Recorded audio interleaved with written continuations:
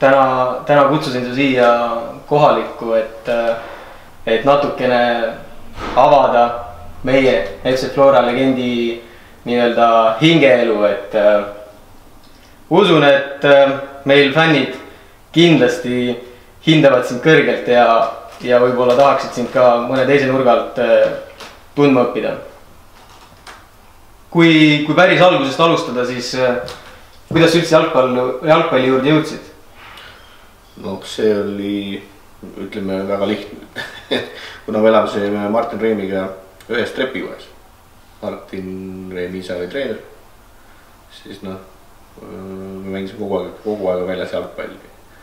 Ja kuna Martin must 2 aastat vanem, siis mina väikse poisina sibasin seal kaasa kogu aeg, kui me väljas mängisime ja lõppkokkuvõttes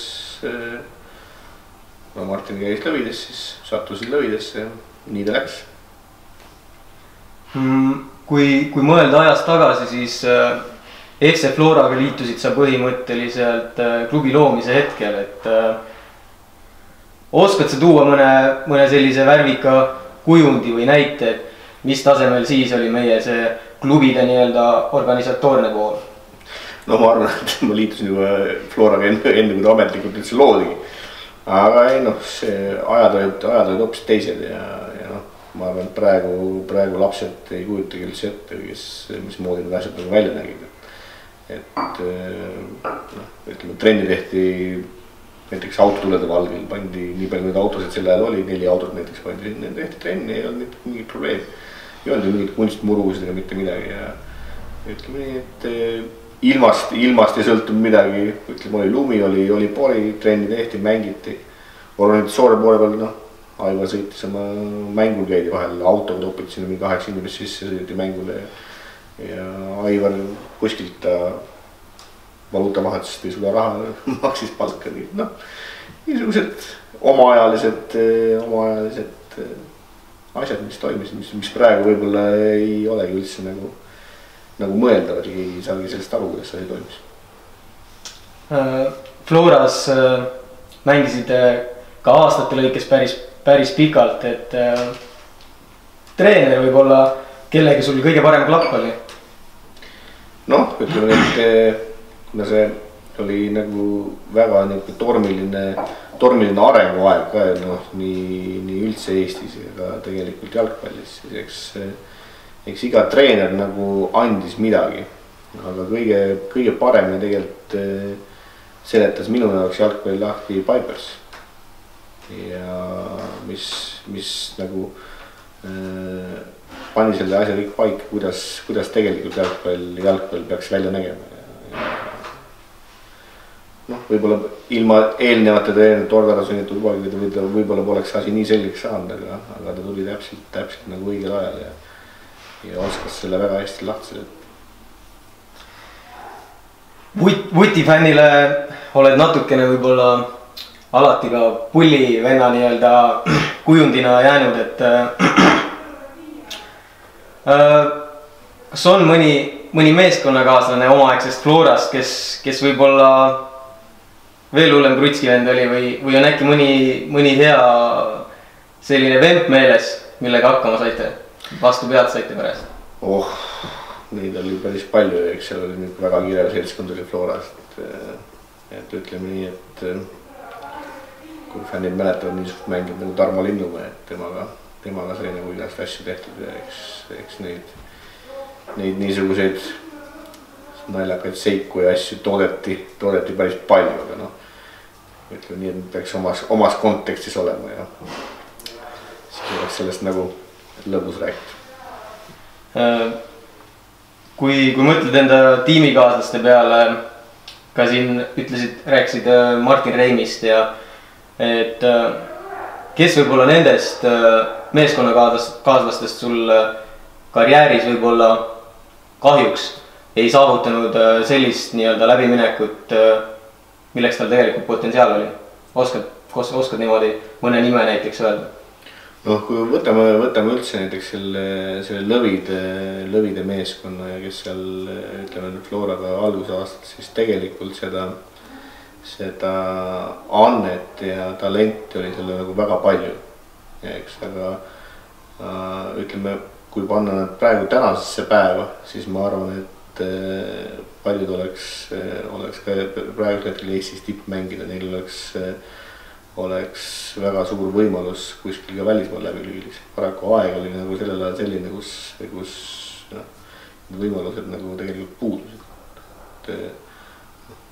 Alati on tore öelda, et meie ajal oli kõigest paremad, aga ütleme nii, et kui vaadata seda põlvkonda, kes hakkas Floras mängima, ütleme läbides tulnud, siis pange nad praegu žonglööri, pange nad tehnilisi elemente tegema, teevad siiamaani kõik neid asju järgi. Et see asi oli meil nagu väga-väga paigas. Et hea meeskonnavaim teil kindlasti omal ajal oli ka ja sellele mõeldes siis tuleb mõni huvitav või naljakas hüüdnimi meelde, mis te omal ajal seal omakeskis panite? Noh, kui ma ei tea, kas fännid teavad seda, aga Tarmo Linnamäed kutsuti Lumeks. Seal oli üks väga niuke proosaline põhjus, kus ta selle nime sai, et kui sa võtad nagu Tarmo Linnamäed, see seostus nagu lumega ega mitte millegi. Okei, ta oli blond, aga selles suhtes asi oli nagu selles. Aga kui me mängisime Leedus, ma mäletaks, ma ei usu, et see oli koondisega, võib-olla oli mingi klubiga mängisime, siis lihtsalt see diktor ütles staadion, et mingi number, ma ei tea, mis number ta oli see, et ja Tarmo on lumemees. Ja sealt see asi jäi, kõik kuulsid, kõik naersid selle lahendades ja sellest jäigi ja ma ongi pärast seda kogu aeg oli lume. Selge. Mäletad sa Flora karjäärist mõnda eriti ilusat väravat, mis sa fännidele pakkunud oled? Ilusaid väravat ei... Mäletan seda, et ma olin koondise eest lõin Cantabria vastu väga iluse värava, milleks kuskil videos on olemas, võitsime 1-0 väga ilus värava. Flora eest niisugused konkreetseid väravaid. Ma loodan, et need on kuskil arhiivis olemas, on väga ilusad väravad, aga mul meelest ei nõu küll ei ole. Selge. Käisid mängijana ka otsaga tegelikult välismaal ära, et 99 läksid Rootsi, et võib-olla mõne sõnaga ka sellest nii-öelda karjääri hetkest. No vaata selle välismaal käikudega oli mul nagu niisugune lugu, et kui ma siin Eestis mängisin, siis ütlen ausalt, et ma ei olnud ühtegi korda nagu praktiliselt vigastatud selles, et ma oleks nagu pikemalt väljas olnud ja üks väikest vigastus ikka tuli. Aga välismaal käigud olid täpselt niisugused, et näiteks ka Elfsborgis, et ma läksin sinna, me valmistusime esimeseks, neil oli liiga jalanud, 2 mängu vist ei toimunud ja valmistusime mänguks ja mängueelses trennis mul löödi alt hüppeliiges, oli täiesti pärast, et põhimõtteliselt kogu see üritus mööduski seal nagu ravimise tähe all ja Lahtis oli täpselt samamoodi, et me tulime koondisega tagasi Luksemburgist, ma mäletan, olin mänginud mingi 4-5 vooru. Ja siis ma tõmbasin omal tagant kuskilt mingi luu ümbert mingisuguse niisuguse lihase, mida nad esiteks uurisid, mis üldse ära tõmmatud oli 2 kuud. Ja siis põhimõtteliselt ma sain mängima hakata alles sügis. Nii et need, ütleme see välismaa perioodid minul on olnud nagu läinud kõik selle niisuguse ebatavalise asja, mida ma Eestis ei kogenud, niisugust vigast. Kahjuks. Koondise nii-öelda väravast juba natuke ka põgusalt rääkisid, aga kõige emotsionaalsem mäng võib-olla, olgu see siis võit või kaotus, mis sul koondise särgis on olnud? Ütleme, see on täpselt jälle rääkida nagu just kontekstist, et kui minu jaoks on olnud see, et mängisime Šotimaal, see oli Edinburghis vist. Ja Šoti fännid on ju teada niisugused väga emotsionaalsed ja elavad kaasa terve selle mängu ja enne mängu, pärast mängu. Ja me läksime seal 2-1 ette. Maksim Smirnov oli värav, vist oli Maksim. Ja see kujutati niisugust asja, et terve see, ma arvan, seal oli mingi 40 000 inimest. Täielik vaikus. See on nagu niisugune emotsionaalne kogemus, mida saad kogeda siis, kui sa mängid. ja muidugi siis, kui nad lõpuks palli sealt keskelt lahti mängisid, siis noh, mis möll seal edasi läks, siis oli kuidas fännid nagu toetavad, et see on nagu väga kihvt, mida nagu kogeda, et muidugi ma kaotasin mängu 3-2 lõpuks. ma sain veel punase kaardi, nii edasi. värvikas. Zlatanit vaadatakse siin iga nädalavahetus telekast ja 35-aastaselt mees Inglismaal teeb endiselt tegusid, et sa lõpetasid enda mängijakarjääri 32-aastaselt. Natuke vara ei olnud. Jah, tagantjärgi mõeldes oleks võinud mängida küll veel ja ma arvan, et ma olekski võinud mängida, aga kuna sel hetkel pakkus jälle Kuus mulle koondise abitreeneri kohta ja siis ma otsustasin, et tulevikku silmas pidades, et ma arvan, et see on esiteks huvitav pakkumine ja pole nagu mõtet sellest keelduda. Jah, siis ma lõpetasin lihtsalt ära. See kerge ei olnud, aga oli nagu minu jaoks väga sujuv üleminek nagu jääda jalgpalli juurde ja olla seal kõige kõrgemal tasel. Kahetsesid ka? Ütleme nii, et loomulikult, et noh, ega mängijatel ei ole kerge nagu lõpetada seda, aga noh, minu puhul oligi nagu positiivne see, et ma sain jääda nagu selle noh, ütleme Eesti mõistes tippjalgpalli juurde sinna ja olla seal edasi lihtsalt nagu teises funktsioonis. Ütleme, et alguses jälle väga palju kasutas mind trennides endiselt mängin ja selleks, aga ma arvan, et ei kahetse tegelikult. Tänaseks päevaks oled ka peatreenerina juba FC Levadiaga saavutanud märkimisväärset edu, et tihtipeale nii-öelda vastandatakse Florat ja Levadiat, et kui ma sinult nüüd küsin, et oled siis Florakas või Levadia mees?